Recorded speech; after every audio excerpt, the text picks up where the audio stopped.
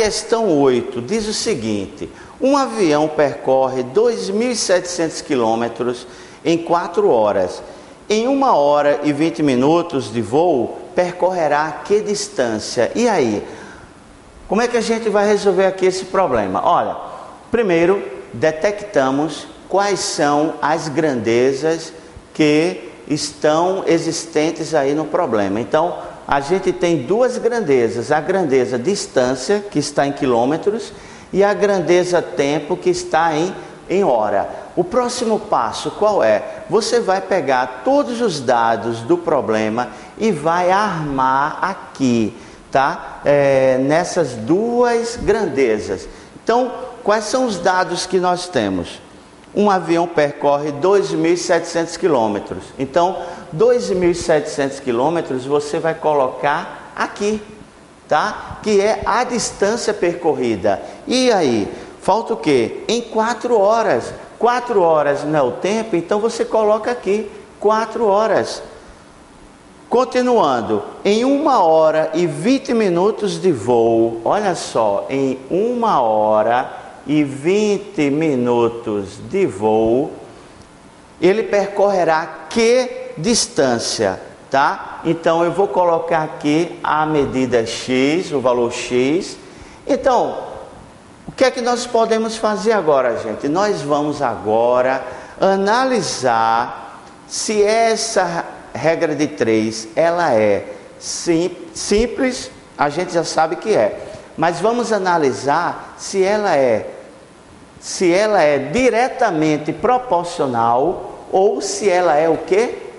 Inversamente proporcional. Então, gente, vamos analisar distância e tempo. Olha, se eu aumento a distância percorrida, o tempo não vai aumentar? Claro que sim.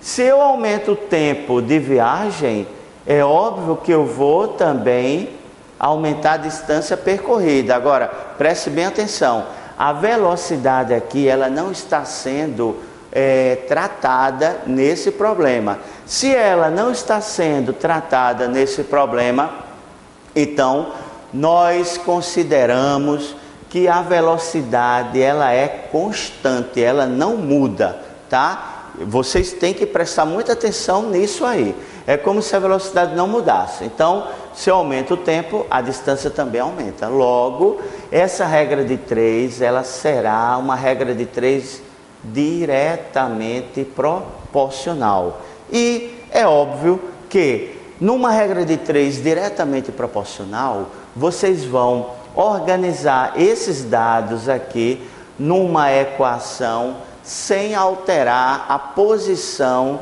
de nenhum desses termos. Por quê? Porque na diretamente proporcional, isso não ocorre. Você só muda de posição na regra de 3 inversamente proporcional.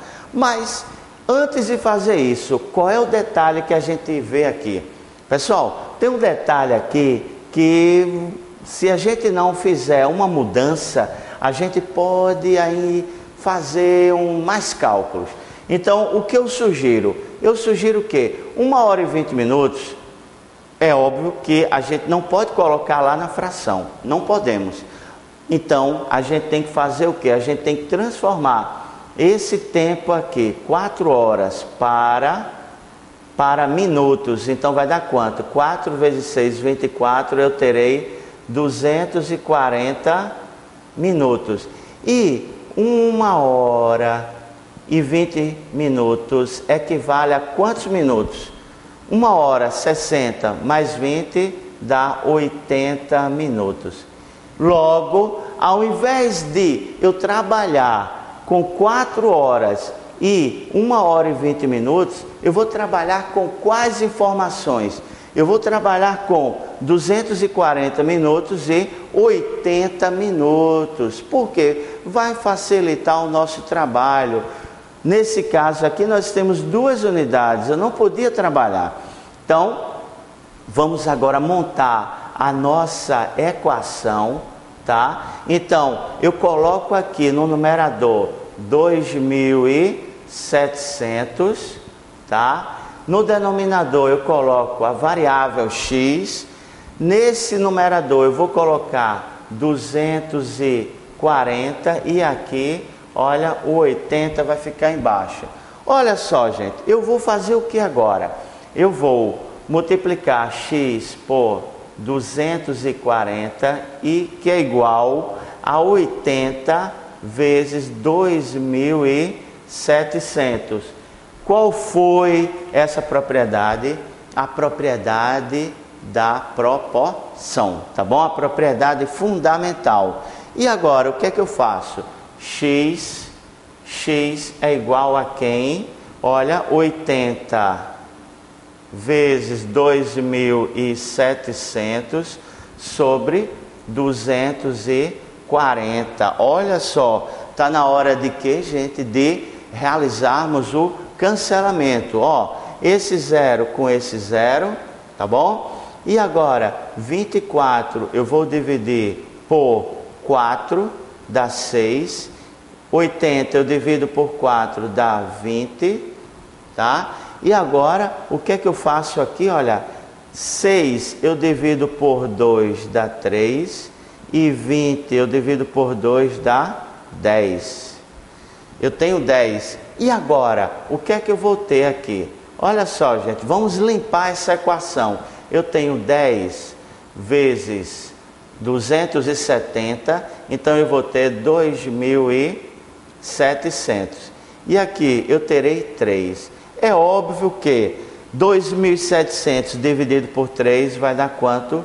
900. Olha aí, 900 quilômetros é a distância percorrida, tá? Em 1 hora e 20 minutos. Então, a resposta é a letra D, D de dado, nessa questão 8.